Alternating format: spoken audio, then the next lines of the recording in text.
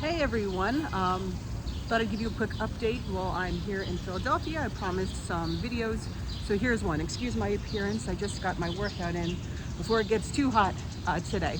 But I'll call you friends. Today I'm here at the Arch Street place of worship.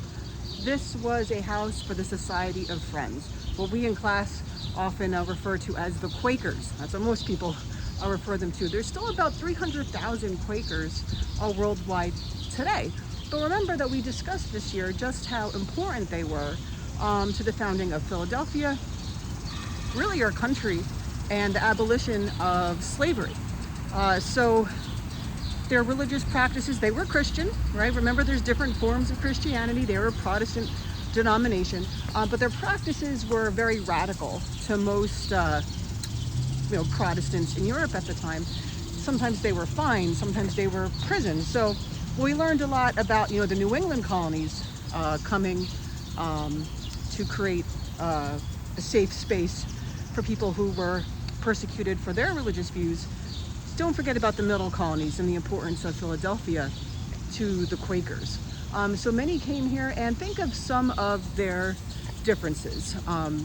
They did not like to dress fancy, right? They wanted to be sort of plain and simple. They were much more egalitarian than any religion, especially Christian religions at the time. They referred to people very informally instead of formally, like many others did. Call them thee or thou, which was informal at the time.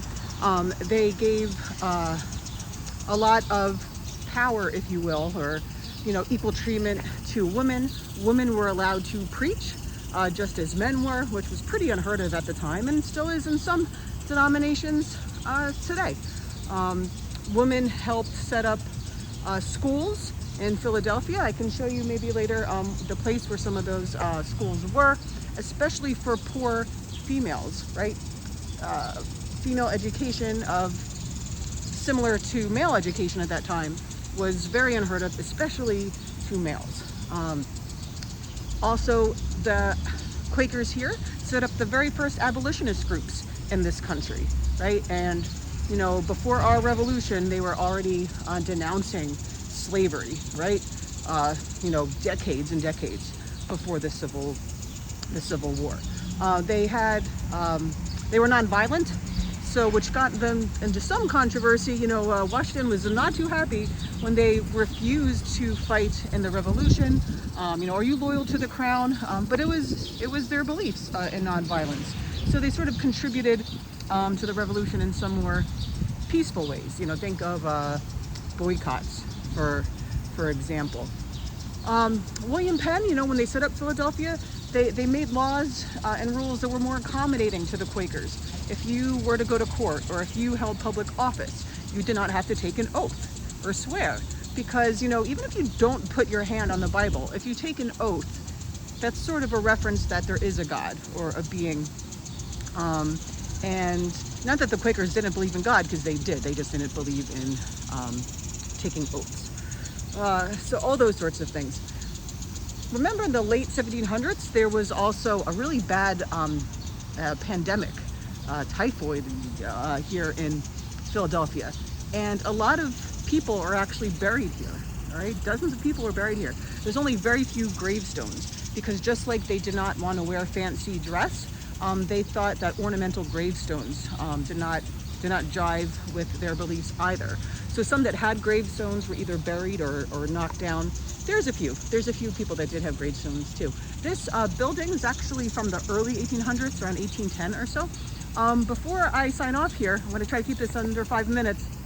I wanted to share you that there is one gravestone here, and I'll read this marker for you. It's of Samuel Nichols, and it says, Samuel Nichols, from 1744 to 1790.